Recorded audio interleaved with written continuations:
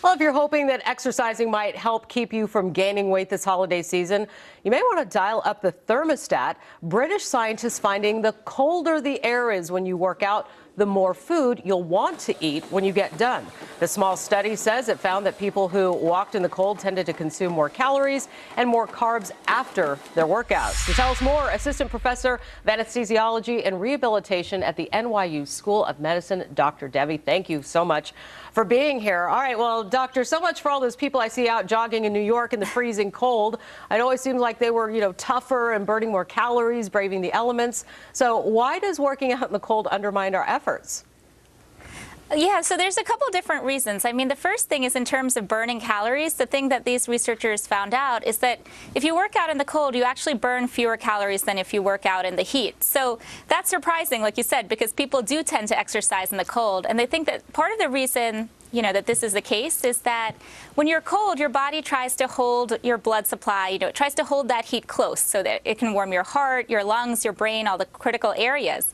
So you don't actually get that blood flow to the skin as much, and that's where you actually lose the heat and lose the energy that you find in calories. You know how your ears and your nose and your limbs get cold? You actually want them to be warm to be able to burn off that heat.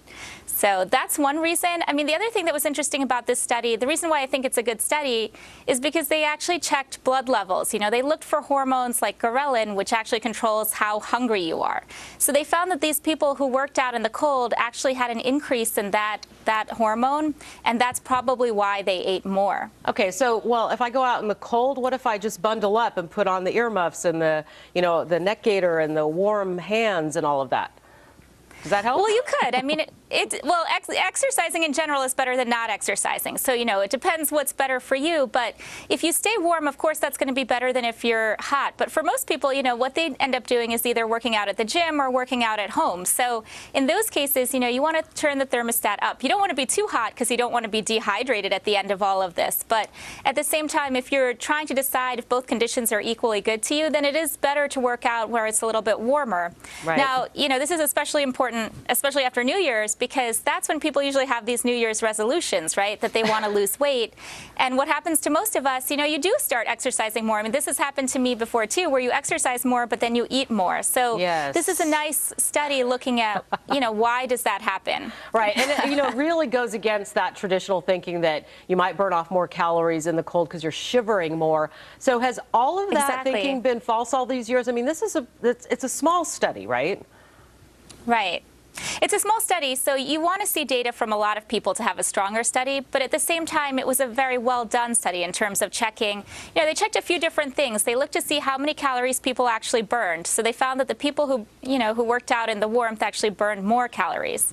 Then they also looked at how much did they actually eat, and the people who worked out in the warm weather ate less. And then they looked at, these blood hormones. They looked at this from a few different aspects, which actually made it a better study. And in terms of what you were talking about with the shivering, now, if you shiver, of course, that's muscle movement. So that's movement. You're going to burn more calories shivering, but you have to look at everything in relationship to each other. So if you're shivering, you're going to burn more calories than if you're just sitting there and not shivering. Okay. But at the same time, if you're exercising, you want to make sure you get a little bit less food in. I just wanted to ask, number one exercise we should do, is it hot yoga? I mean, where should we be doing our workout? Really quick. Right. I don't know if I would say hot yoga in particular. I mean, the best exercise is something you can stick with. So I would say things like elliptical tend to be better for people who have arthritis, but they can still get aerobic exercise and weight loss out of that.